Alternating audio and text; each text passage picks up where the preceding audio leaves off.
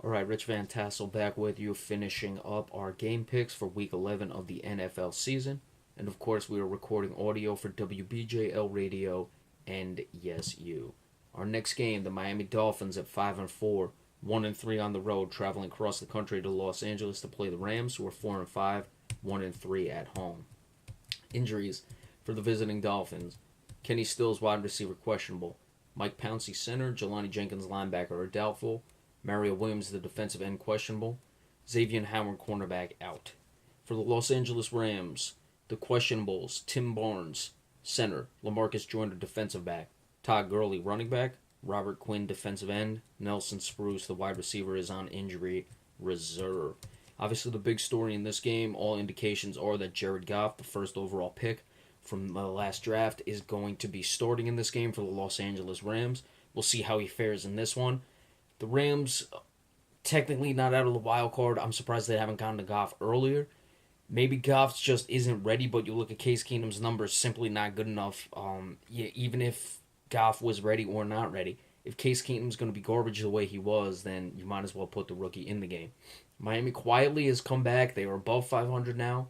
Certainly contending in the wild card. The division is going to be very difficult for them and any team chasing the New England Patriots in that regard. They should not really have any difficulty, the Dolphins, that is, with the Los Angeles Rams in this game, considering Todd Gurley has not gotten it going thus far this season, and you have the rookie quarterback who wasn't all that impressive in preseason. So look for Miami to establish Jay Ajayi, Ryan Tannehill, find his receivers, the Jarvis Landrys, the Kenny Stills downfield, assuming that Kenny Stills goes. He's questionable, of course, but that's quietly become a very good passing tandem in this game. Tannehill, not great this year, 10 touchdowns and 7 interceptions, but he's starting to come along. If he can build that consistency, he gives this team a shot. And if they want to stay in contention for a wild card, they've got to win a game like this against the Los Angeles Rams, and I think they do. Rams will be game.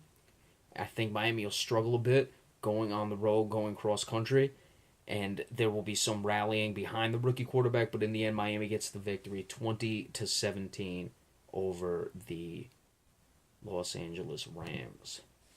Next up, the New England Patriots, 7-2, 4-0 on the road. They are also traveling cross country to play the San Francisco 49ers, who are 1-8, 1-4 at home. The 49ers have lost 8 straight games. Injuries for the visiting New England Patriots: Rob Gronkowski, tight end, out.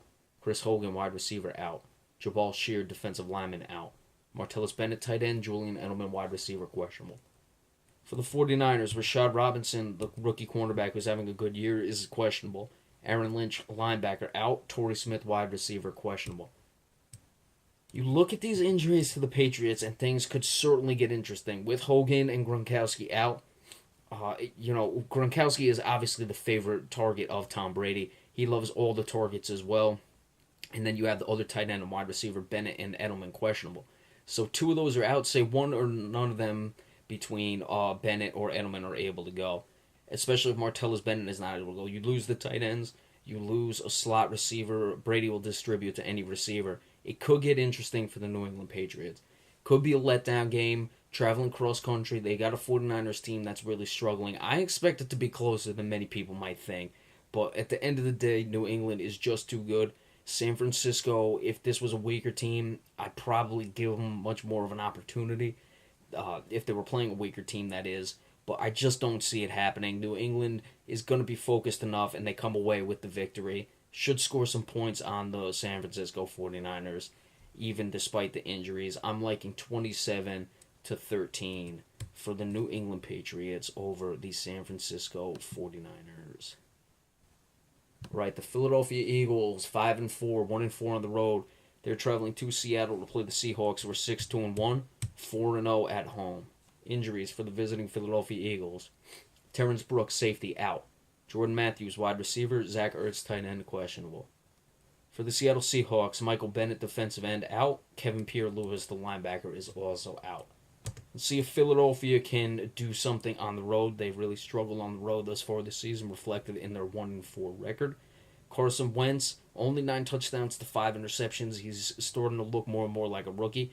Russell Wilson quietly putting together a very good season. Doesn't have a lot of touchdowns, only 10 touchdowns, but only 2 interceptions, just shy of 2,500 yards. The running game has been the bit of a bugaboo for the Seattle Seahawks this season. Let's see if they're able to establish it, get it going. Of course, they no longer have Christian Michael. They let him go, so they'll have to find their running elsewhere. Let's see if Russell Wilson picks up the slack.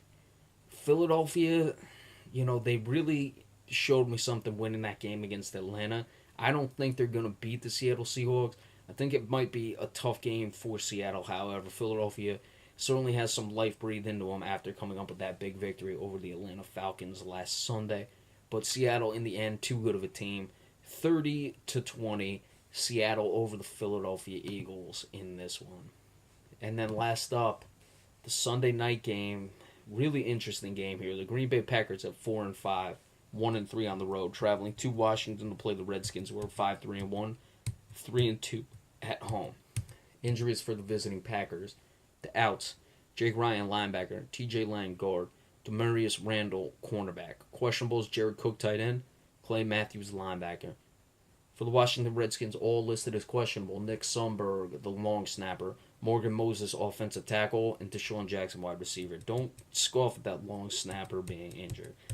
In a game that may come down to special teams or, a field goal or whatever, maybe a punt that gets blocked, especially for a reeling Green Bay Packers team, that's something to really look out for in this game, being that the injury is to the Redskins long snapper, but Green Bay in a reeling situation, they'll be looking for any break they can get, so that's something to keep an eye on. Not sure what you're going to get out of Green Bay. Of course, they acquired Christian Michael to help bolster that running game. We'll have to see if it'll help because, they've had, Ty Montgomery running the ball. It's just become a mess, and is why Green Bay is 4-5. They've got to start to right the ship early. I really like what I've seen from Washington. Since being 0-2, they're 5-2-1. So they're playing very well. Kirk Cousins is really coming along. 14 touchdowns to 7 interceptions. He has more yards than Aaron Rodgers. Rodgers is better in the turnover or the touchdown to turnover differential. But certainly give Kirk Cousins credit. He's really found his guys, Jamison Crowder and Deshaun Jackson, downfield. They're going to have to run the ball better, whether it's Matt Jones or any of the other backs. And if they do that, they will probably keep Aaron Rodgers off the field. But Rodgers has not been himself thus far this season. Everything wants me to say Washington's going to win this game on paper. I look at it and I think the Skins are better. But at the end of the day, I don't see Green Bay dropping to 4-6. I've been wrong on most of these games where I just don't see a team losing based on the law of averages. So I may be wrong with this one, but I think Green Bay is going to find a way to get the win some way, somehow. I like it 27-23, the Packers over the Washington Redskins on Sunday Night Football. And of course, a reminder to all those listening on WBJL Radio and DSU, you can check out my YouTube channel, the Rich Van Tassel channel. We'll give you all the other game updates there from Monday night and Thursday night, and any other news that breaks in the sports world. Thank you all so much, and we will see you next time.